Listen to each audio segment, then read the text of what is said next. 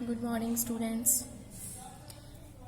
हमने पिछले वीडियो में किया आगे की कविता हमारा देश, और आज हम आगे की दूसरी कविता शुरू करने जा रहे हैं, नदी के द्वीप। नदी के द्वीप आगे की एक प्रसिद्ध कविता है, और इस कविता में उन्होंने स्पष्ट किया है कि समष्टि का अंग होते हुए भी व्यष्टि का अपना ही महत्व होता है।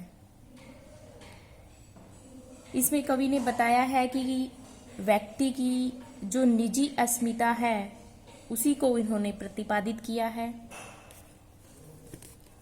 यहाँ द्वीप है वो व्यष्टि का और नदी समष्टि का प्रतीक माना गया है। हम नदी के द्वीप हैं, हम नहीं कहते कि हमको छोड़कर स्रोत स्वनी बह जाए।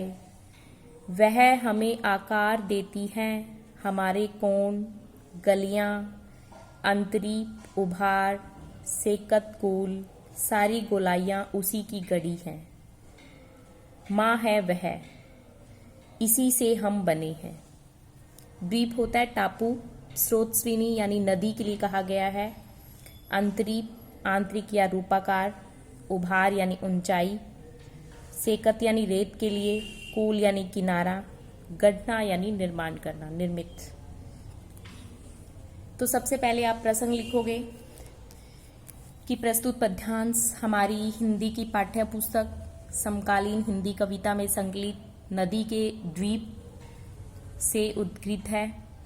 इसके रचयिता प्रयोगवादी कवि सच्चिदानंद हीरानंद वात्स्यानंद अगेजी हैं। कवि ने इसमें प्रतीकात्मक और विशिष्टता को प्रकट किया है। इसमें कवि ने व्यक्ति की जो निजी अस्मिता है उसके महत्व को भी बताया है। कवि कहते हैं कि समष्टि का अंग होते हुए भी व्यष्टि का हमें अत्यधिक महत्व होता है।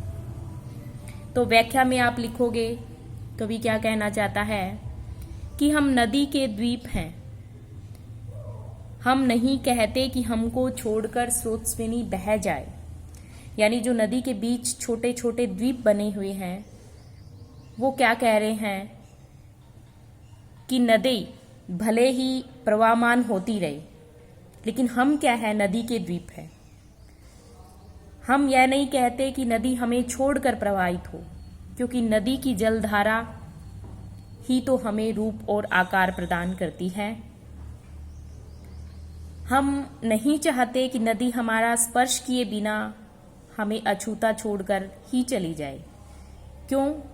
क्योंकि हमारे स्वरूप का निर्माण कौन कर रहा है? नदी ही करती है।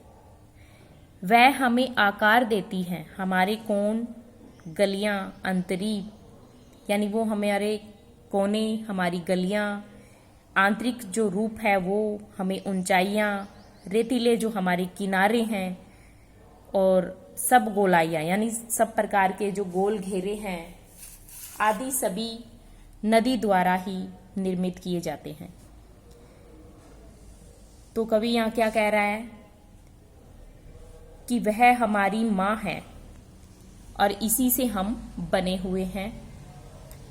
जिस प्रकार माँ अपने बच्चे के शरीर का निर्माण करती है और उसे विकसित करती है, उसी प्रकार जो टापू है वो क्या है, लहरों से उनकी गलियों, अंतरीप जो रेतीली किनारे हैं उनका निर्माण उसी के माध्यम से होता है।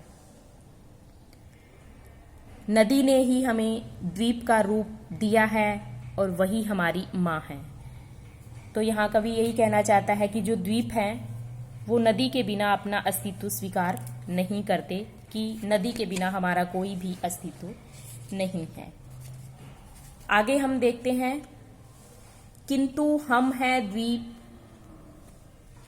हम धारा नहीं है, स्थिर समर्पण है हमारा, हम सदा से द्वीप हैं स्रोतस्विनी के। किंतु हम बहते नहीं हैं, क्योंकि बहना क्या है, रेत होना। हम बहेंगे तो रहेंगे ही नहीं, पैर उखड़ेंगे, पलवन होगा, डहेंगे, सहेंगे और बह जाएंगे। और फिर हम चूर्ण होकर भी कभी क्या धार बन सकते, रेत बनकर हम शलील को तनिक गंदला ही करेंगे, अनुपयोगी ही बनाएंगे। समर्पण क्या होता है? अपने आप को समर्पित करना। स्रोतस्विनी यानी नदी के लिए कहा गया है। रेत होना यानी नष्ट होना। पलवन यानी बाढ़। चूर्ण यानी चूरा होना, रेत के लिए कहा गया है। धार यानी जलधारा। शलील यानी जल। तनिक यानी थोड़ा। गंदला यानी गंदा। अनुपयोगी यानी उपयोग रहित। तो यहाँ कवि क्या कहना चाहता है कि सबसे पहले प्रसंग कि प्रस्तुत पद्यांश हमारी हिंदी की पाठ्यपुस्तक कौन सी है? समकालीन हिंदी कविता संकलित कविता में से नदी के द्वीप से ली गई हैं। इसके रचयिता कौन है? सच्चिदानंद हीरानंद वात्स्यानंद अगेजी हैं। यहाँ कवि की प्रतीकात्मक और विशिष्टता को प्रकट किया गया है। और आपने ये भी बताना है कि इन पंक्तियों में कवि क्या स्पष्ट करना चाहता है। तो व्याख्या में हम लिखेंगे कि नदी के द्वीप क्या कह रहे हैं, किंतु हम हैं द्वीप, हम धारा नहीं हैं। नदी के द्वीप कहते हैं कि हम नदी की क्या है? संतान हैं, क्योंकि हमारा व्यक्तित्व नदी द्वारा ही निर्मित होता है। स्थिर समर्पण है हमारा, हम सदा से द्वीप है स्रोतस्विनी के। इतना होने के बावजूद वो क्या कह रहे हैं कि हम द्वीप हैं, धारा नहीं, क्योंकि नदी तो प्रवाहशील है, लेकिन हमारा जो व्यक्तित्व है वो क्या है? स्थिर और ठोस। हम प्रवाहित होने वाली धारा नहीं। हम सदा से द्वीप हैं स्रोतस्विनी के, यानी नदी के प्रति हमारा हमेशा से ही क्या रहा है? इसके प्रति समर्पण रहा है और हम स्थिर हैं। अपने स्थिर समर्पण के कारण हम चिरकाल से अविरल भाव से नदी के द्वीप बने हुए हैं, लेकिन हम उनके साथ प्रभावमान नहीं होते। क्यों? क्योंकि वो कहते हैं कि हम बहते नहीं हैं, क्योंकि बहना रेत होना है, कि हम नदी के साथ प्रभावमान नहीं होते। अगर हम प्रवाहित होते हैं तो क्या है? स्वयं को रेत करने के बराबर होगा, यानी हम बह जाएंगे और सिर्फ रेत ही रह जाएगी और हमारा अस्तित्व क्या है? नष्ट हो जाएगा। हम बहेंगे तो रहेंगे ही नहीं, यानी अगर हम बह गए तो हमारा अस्तित्व नष्ट हो जाएगा। पैर उखड़ेंगे, पलवन होगा, डहेंगे, सहेंगे, बह जाएंगे, यानी अस्तित्व नष्ट होने से क्या है? हमारे पैर उखड़ जाएंगे और नदी में जो आई बाढ़ उससे हम गिर भी जाएंगे। नदी के जल के थपेड़ों को सहते सहते हम चूर चूर होकर नदी के प्रवाह के साथ बह जाएंगे। और फिर हम चूर्ण होकर भी कभी क्या धार बन सकते? और फिर आगे जी क्या कह रहे हैं कि फिर हम चूर चूर होकर भी हम धारा नहीं बन सकते। क्यों? क्योंकि छिन्न भिन्न होने पर भी हमारा अस्तित्व क्या है? अलग ही रहेगा। और अलग होकर हम रेत बनकर क्या करेंगे? रेत बनकर हम सलील को तनिक गंदला ही करेंगे। सलील क्या होता है? पानी, यानी जल को हम क्या करेंगे? सिर्फ गंदा ही करेंगे और उसे अनुपयोगी बना देंगे, यानी उसे उपयोग से रहित बना देंगे। वो उपयोग करने के लायक ही नहीं रहेगा। कहने का कवि का तात्पर्य ये है कि द्वीप के अस्तित्व की सुरक्षा उसके स्थिर रहने में है, प्रभावमान होने में नहीं है। अपनी जड़ों से उखड़कर अपने अस्तित्व को छिन्न भिन्न करके भी द्वीप नदी में समाहित नहीं हो सकता। चूर्ण रूप में उसे अपना अस्तित्व उसका बन जाएगा। विशेष में आप लिखोगे कि आगे व्यक्तिवादी विचारधारा के पोषक हैं, इसलिए वह द्वीप की स्वतंत्र सत्ता स्वीकार करते हैं। अस्तित्ववादी दर्शन की अभिव्यक्ति भी हुई है। अस्तित्ववादी दर्शन में व्यष्टि विनष्ट होकर भी अपने अस्तित्व की पहचान क्या करता है? कायम रखता है। नदी के द्वीप भी नष्ट होने के बाद स्वयं को नदी जल प्रवाह में विलीन नहीं करते, बल्कि क्या कर लेते हैं? उसे गंदला बनाकर स्वतंत्र अस्तित्व अपना बनाए रखते हैं। भाषा कैसी है?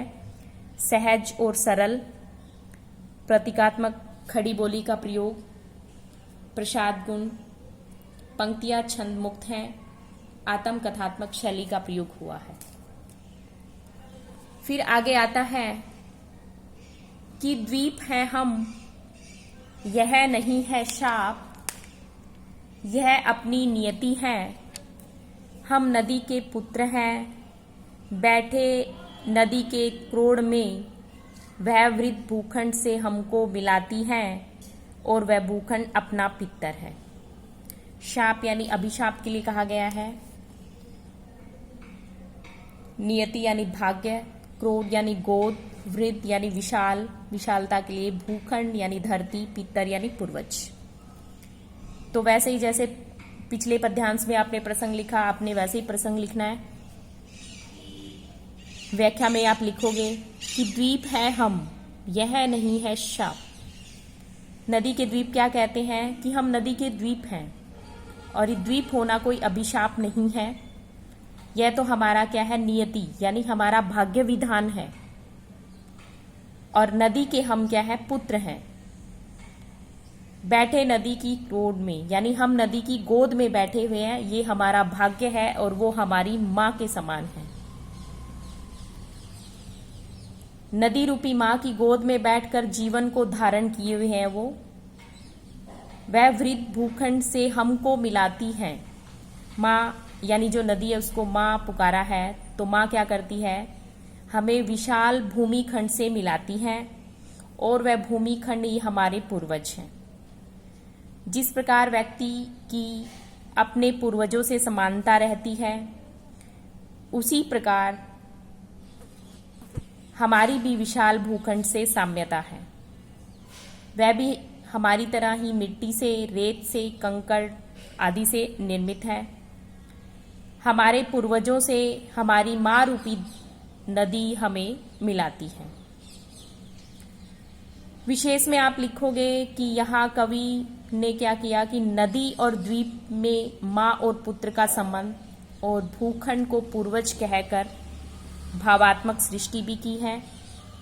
द्वीप है वो व्यक्तिपरक है, और विशाल भूखंड से जुड़कर वो क्या बन जाता है? समष्टि। तो उसी का परिचायक है ये। भाषा सहज सरल प्रतीकात्मक रही है। प्रसाद गुण सर्वत्र व्याप्त है। रूपक और मानवीकरण अलंकार का प्रयोग है। आत्म कथात्मक शैली का प्रयोग हुआ है। पंक्तियां छंद मुक्त हैं। तो आपकी नदी के द्वीप ये कविता, उसके बाद में हम अगले वीडियो में अगली कविता करेंगे।